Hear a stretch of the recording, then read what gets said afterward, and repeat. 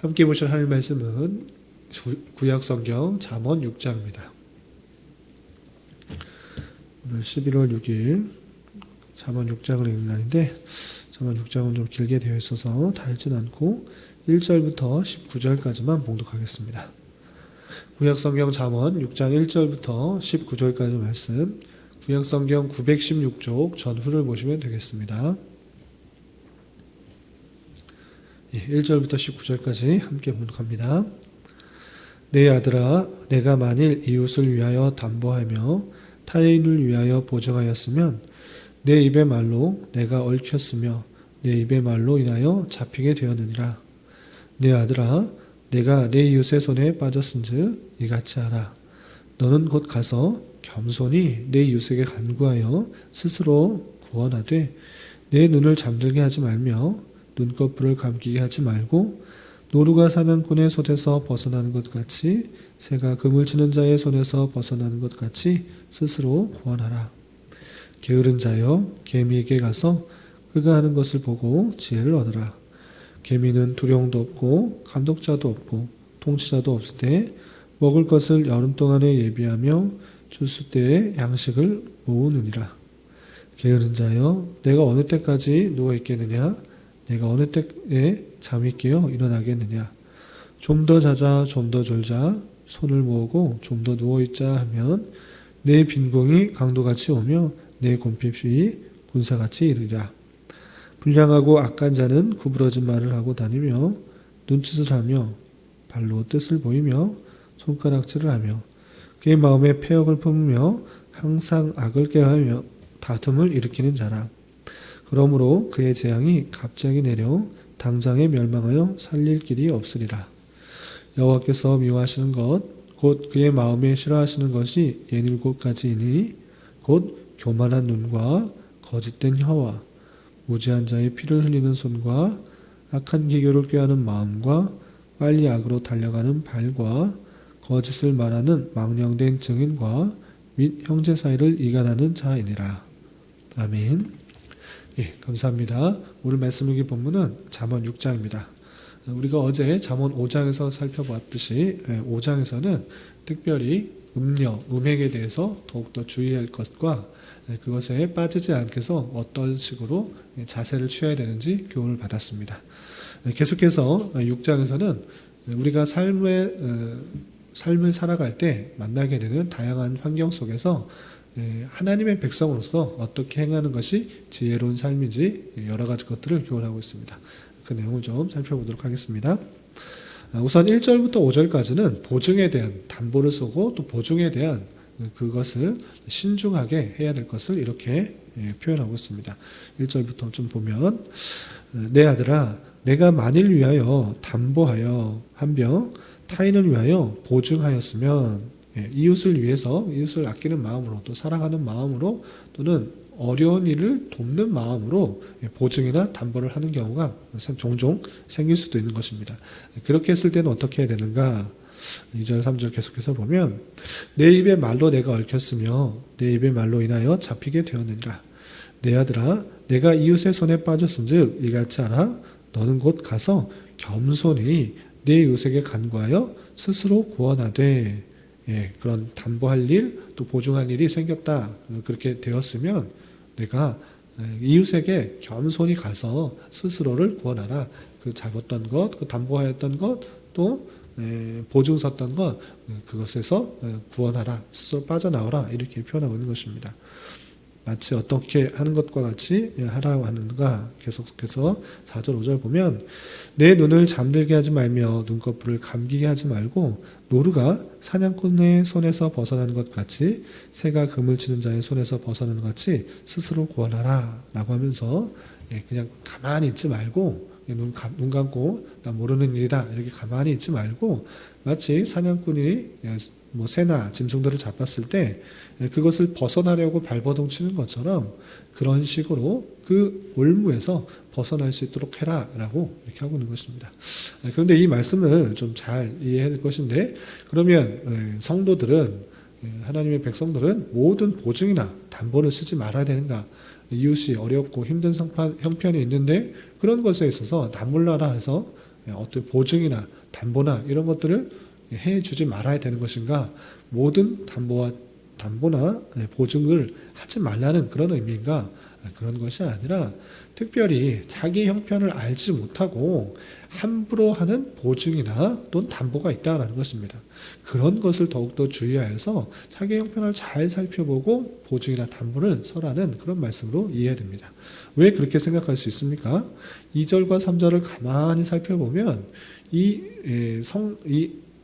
보증을 서는 사람, 담보를 서는 사람이 그 모든 형편들을 잘 살펴보고 확증하려는 것이 아니라 그냥 내키는 김에 그냥 전혀 앞뒤를 살펴보지 않고 그냥 보증과 담보를 섰던 모습을 살펴볼 수가 있기 때문에 그렇습니다. 왜냐하면 2절과 3절에 이런 표현이 있었습니다. 자, 한번 보면 내 입의 말로 내가 얽혔으며 내 입의 말로 인하여 잡히게 되었다라고 표현되어 있습니다. 입의 말로 얽히게 되었고 입의 말로 잡히게 되었다. 그러니까 어떤 내용적인 증명들을 통해서 확실하게 이렇게 서명하고 보증하고 담보하는 그런 쪽의 의미가 아니라 어떤 어려운 형편이 있을 때 그냥 홧김에 또는 그냥 생각 없이 내가 보증 서겠다, 내가 담보 서겠다, 확실히 도와주겠다 이런 식의 말을 하게 되는 경우가 있는 것입니다. 그래서 앞뒤 전후를 잘 살피지 못하고 또한 나의 형편도 잘 살피지 못하는 가운데 그냥 이웃에 대해서 말로 행한 것, 말로 한 것으로 인하여서 담보가 잡히고 또 보증이 되어버린 그런 모습 가운데 있는 것입니다. 그렇기 때문에 내 말로 그냥 당시의 상황을 위로한다는 그 명목 아래 보증을 서겠다 또는 담보하겠다라고 하는 그런 표현들이 했다고 하면 그건 상당히 위험한 것입니다. 자기 형편을 잘 살펴서 또 이웃의 형도를 잘 살펴서 도움을 줄 수 있는 것은 확실히 도움을 주는 것이고 그렇지 않고 내가 그런 형편에 있지 않다라고 했을 때는 그렇게 함부로 담보나 보증을 잡히지 않도록 신중하게 하라는 것입니다. 그래서 말로 그 상황과 형편을 그냥 위로하는 그 입장에 있어서 내 형편을 잘 살피지 못하고 담보하는 것, 보증하는 것 그렇게 되었을 경우에는 그 이웃에게 찾아가서 스스로를 구원하라. 그 담보와 보증에서 벗어날 수 있도록 하라라고 하는 그 표현에서 더욱더 신중하게 내 형편을 잘 살펴봐서 내 경제적인 상황을 잘 살펴봐서 보증 쓰고 담보를 써야 되지 그렇게 행하지 않고 아무 생각 없이 그렇게 행하는 그런 보증이나 담보는 주의해야 된다 이렇게 받아들이시면 될 것입니다. 그리고 아주 경제 형편이 아주 많은 넉넉하고 풍성할 때는 아주 작은 부분에 있어서 보증이나 담보 그 부분에 있어서 나 몰라라 하는 것은 바른 자세는 아닐 것입니다. 내 경제적인 풍요와 부가 있을 때 어떤 일들의 보증이나 담보를 쓰므로 말미암아 그가 위로를 받을 수 있고 또 힘을 낼 수가 있고 또 잘못돼서 내 경제적인 일부가 그에게 돌아간다 할지라도 담보로 보증으로 빼앗긴다고 할지라도 그 형도가 그 이웃이 다시 살아날 수 힘이 된다고 하면 그 부를 올바르게 사용하는 것이 마땅하다 이렇게 이해하시면 좋을 것 같습니다. 그리고 계속해서 6절부터 11절까지는 게으른 자에 대한 경고를 하고 있습니다. 그리고 이 게으른 자에 대해서 더 경고를 하는 데 있어서 특별히 곤충, 동물의 모습을 비유하면서 그렇게 행해야 된다라는 것들을 설명하고 있는 것입니다. 6절 이하 11절까지 보면 게으른 자여 게으른 자에 대해서 경고하고 또 충고하고 있는 말입니다. 개미에게 가서 그가 하는 것을 보고 지혜를 얻어라 그랬습니다. 게으른 자에게 개미한테 가가지고 그것 보고 지혜를 얻어라 하는 것입니다. 개미는 어떠한 모습 가운데 있느냐 7절 8절 보면 개미는 두령도 없고 감독자도 없고 통치자도 없을 때 먹을 것을 여름 동안에 예비하며 줄 때 양식을 모으니라 했습니다. 개미 아주 부지런한 것에 대명사로 많이 일컬어집니다. 개미는 두령도 없고 감독자도 없고 통치자도 없고 누가 시키는 것 아니다. 그럼에도 불구하고 여름 내내 또 부지런히 일할 수 있을 때 그 일을 하여서 여름 동안에 계속적으로 먹을 것을 예비하고 또 추수 때 많은 것들을 얻었을 때 그것을 모아서 겨울 아무것도 할 수 없는 먹을 것이 없는 그 때가 되면 그 모아놓은 것으로 생활을 할 수 있도록 부지런히 열심히 이렇게 일하는 그 모습들이 있다라는 것입니다. 그 모습들을 좀 보면서 내 자신의 모습, 삶의 모습을 깨달으라 라고 경고하고 있는 것입니다. 그래서 9절, 10절, 11절을 계속해서 보면 이렇게 충고하고 있습니다. 게으른 자여, 내가 어느 때까지 누워있겠느냐? 내가 어느 때 잠이 깨어 일어나겠느냐? 좀 더 자자, 좀 더 졸자, 손을 모으고 좀 더 누워있자 하면 내 빈궁이 강도같이 오며 내 곰핍이 군사같이 이르게 될 것이다 라고 표현한 것입니다. 게으른 자는 일하기가 쉽습니다.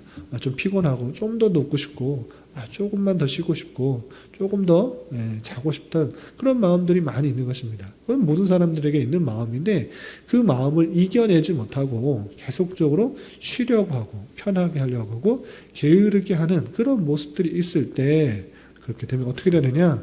빈궁, 곰핍이 갑작스럽게 오고 어려운 상황이 급작스럽게 닥치게 되어서 힘든 일이 찾아올 것이다 라고 표현하고 있는 것입니다. 그래서 성도들에게 있어서 하나님의 백성으로서의 마땅한 자세는 무엇인가? 육체의 만족을 위해서, 육체의 편안함을 위해서 게으르고 또 나태하게 행하는 것이 아니라 주님께서 맡겨주신 일들이 있다라는 생각들을 가지고 부지런히 일들을 해야 되고 감당하고 성실하게 일을 감당하는 것, 그것이 성도에게 마땅한 자세다라는 사실들을 잊지 말아야 될 것입니다. 그래서 이 말씀을 통해서 우리가 청지기로서의 이 땅에서의 삶의 모습들을 기억하며 맡겨진 사람들을 부지런하게 또 성실하게 충성되게 잘 감당할 수 있어야 될 것입니다. 그리고 12절부터 19절까지는 여호와께서 미워하시는 것들, 여러 가지 것들에 대해서 쭉 나열하고 있습니다. 그냥 쭉 있는데 특별히 16절 이하 보면 이런 표현이 있습니다. 여호와께서 미워하시는 것 곧 그의 마음에 싫어하시는 것이 67가지이니 라고 되어 있습니다. 하나님께서 미워하시는 것이 마음에 싫어하는 것이 67가지다. 67가지는 또 6개에서 7개밖에 없다 이렇게 생각하는 것이 아니라 여러 개가 있다 이런 식으로 관용구로 생각하시면 될 것입니다. 그러면 하나님께서 미워하시는 것이 무엇인가, 하나님께서 그 마음에 싫어하는 것이 무엇인가를 잘 살펴서 우리 모습이 그렇게 되지 않도록 주의해야 되는 것입니다. 그것이 우리 신체로 가질 수 있는 여러 가지 것을 통해서 행할 수 있는 잘못, 그것을 하나하나 지적하는데 이렇게 표현되고 있는 것입니다. 17절 이하 19절 보면 곧 교만한 눈이 교만할 수 있다라고 지적하는 것입니다. 그리고 거짓된 혀, 말을 하는 데 있어서 진실된 말만 하는 것이 아니라 잘못된 말, 왜곡된 말, 거짓된 말을 하기도 하는 것입니다. 그래서 거짓된 혀를 하나님께서 미워하시고 싫어하신다라고 이해하시면 되겠고, 또 무죄한 자의 피를 흘리는 손이 아무 잘못 없는 사람들에게 해를 끼칠 수 있는 그런 모습들이 있다. 내가 행하는 어떤 모습들 가운데 그 사람들의 이익을 위해서 도모하는 것이 아니라, 선을 도모하는 것이 아니라, 도움을 주는 것이 아니라 오히려 무고한 자의 희생을 낳게 하는, 피해를 낳게 하는 그런 행동들이 있다는 것입니다. 그런 것들을 하나님께서는 싫어하신다라고 하는 것이고, 또 18절에서 보면 악한 계교를 꾀하는 마음, 내 마음 속에서 행하지 않을지라도 그 마음 속에서 품는 것이 정말 선한 생각, 돕는 생각, 모두를 생각하는 그런 생각들이 아니라, 그런 마음들이 아니라 악한 생각, 악한 계교를 어떻게 하면 나를 유익이 될까, 또는 저 사람을 해하게 될까, 이런 식으로만 생각하는 그런 마음들, 그거 하나님께서 싫어하신다라고 표현하고 있는 것입니다. 그리고 빨리 악으로 달려가는 발이 달려가고 어디로 가는 데 있어서 악으로 가는데 빨리 악으로 간다라는 것입니다. 우리가 가는 걸음걸음에 있어서 내가 정말 선한 길로, 선한 행위로 가고 있는가, 아니면 악으로 가기에 바쁜 그런 모습 가운데 있는가 되돌아보면서 빨리 악으로 달려가는 말을 하나님께서 미워하시고 싫어하신다는 사실들을 또 다시 한번 확인해야 될 것입니다. 또 19절 보면 거짓을 말하는 망령된 증인과 및 형제 사이를 이간하는 자이다. 거짓을 말하는 망령된 증인, 또 형제 사이를 이간하는 것, 공동체 안에서 서로 하나됨과 서로 위하는 그런 모습이 있어야 될 텐데, 그런 것이 아니라 거짓된 것, 또 망령된 것, 실제 사실이 아닌 것들로 이야기하면서 공동체를 해치는 그 모습들이 나타날 때 하나님께서 그것을 싫어하시고 미워하신다라고 교훈하는 모습들을 살펴볼 수 있습니다. 이렇게 이 말씀들을 통해서 혹시 내가 그런 모습이 없는가 되돌아보면서 삼가 주의해야 될 것입니다. 그리고 마지막 20절부터 35절까지는 음행의 유혹과 그 결과에 대해서 다시 한번 설명하면서 어제도 5장에 전체에 걸쳐서 음행, 음녀에 대해서 주의해야 될 것을 표현했는데 또 다시 6장에서도 20절부터 35절까지 또 그 음행과 음행의 유혹에 대해서 어떻게 주의해야 될지 그 결과가 어떠한지를 다시 한번 설명하면서 더욱더 주의해야 할 것을 표현하고 있고 또 내일 읽게 되는 7장에서도 음녀의 길 그쪽으로 치우치지 않도록 예를 들어서 설명하고 있는 그 모습을 살펴볼 수 있습니다. 계속적으로 강조하고 있는 그 모습들, 음행, 음녀에 대해서 더욱더 주의하여서 삼가 마음과 단속하고 또 잘 지켜 행하여서 하나님께서 원하시는 삶의 모습으로 더욱더 드러나야 될 것을 강조하고 있는 것입니다. 그렇게 하기 위해서는 음행과 음녀의 길로 빠져서 심한 타락의 길, 망하게 되는 길로 가지 않게 하기 위해서는 어떻게 되는가? 그 내용이 20절부터 24절까지 이렇게 표현되는 것입니다. 어떻게 해야 되는가? 그 말씀을 더 주의 깊게 좀 살펴보도록 하겠습니다. 20절 보면 내 아들아 내 아비의 명령을 지키며 내 어미의 법을 떠나지 말고 그것을 항상 내 마음에 새기며 내 목에 매라. 그것이 내가 다닐 때에 너를 인도하며 내가 잘 때에 너를 보호하며 내가 깰 때에 너와 더불어 말하리니 대저 명령은 등불이요 법은 빛이요 훈계의 책망은 곧 생명의 길이라 라고 표현하고 있습니다. 뒤에 나오는 그 일들을 겪지 않게 하기 위한 방편으로 제시하고 있는 것이 무엇인가? 아비의 명령, 내 어미의 법을 떠나지 말라.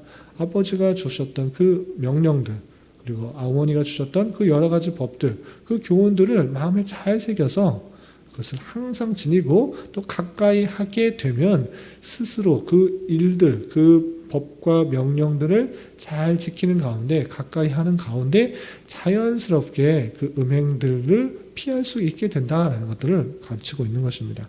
그래서 이렇게 되면 어떻게 되는가 24절에 결론적으로 이것이 너를 지켜 악한 여인에게 이방의 여인의 혀로 호리는 말에 빠지지 않게 할 것이다 라고 표현하고 있는 것입니다.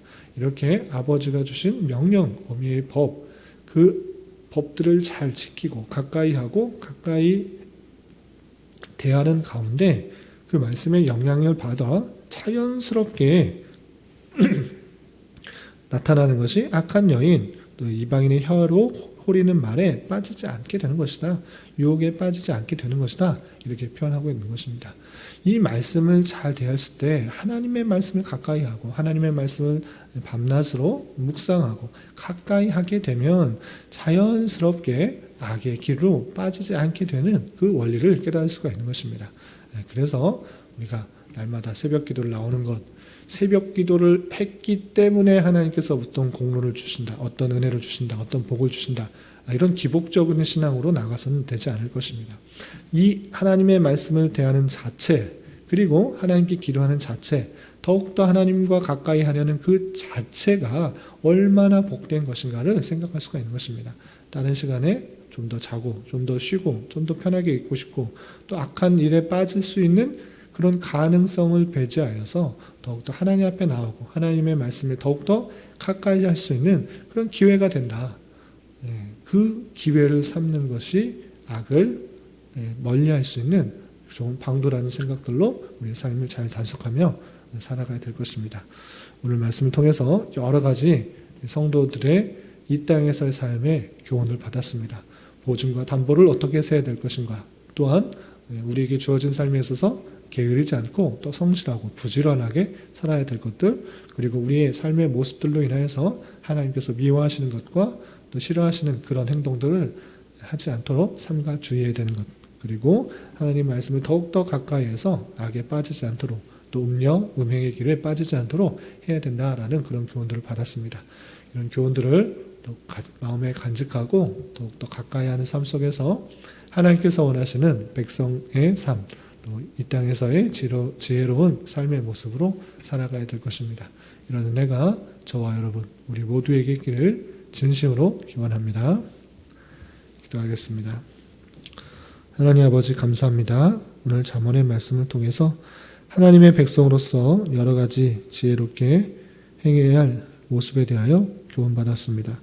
이런 말씀을 대하는 자로서 남과 또 보증과 담보를 설 때에 자신의 경제적 능력을 잘 살펴 신중하게 서게 하여 주시고, 우리에게 맡겨주신 일에 대하여는 게으르게 행하는 것이 아니라 부지런하고 성실하고 충성된 삶을 살게 하여 주시며, 하나님의 말씀을 더욱더 가까이 하여 하나님께서 미워하시며 싫어하시는 것들에 대하여 주의하여 행하지 않는 자 되게 하여 주시옵소서.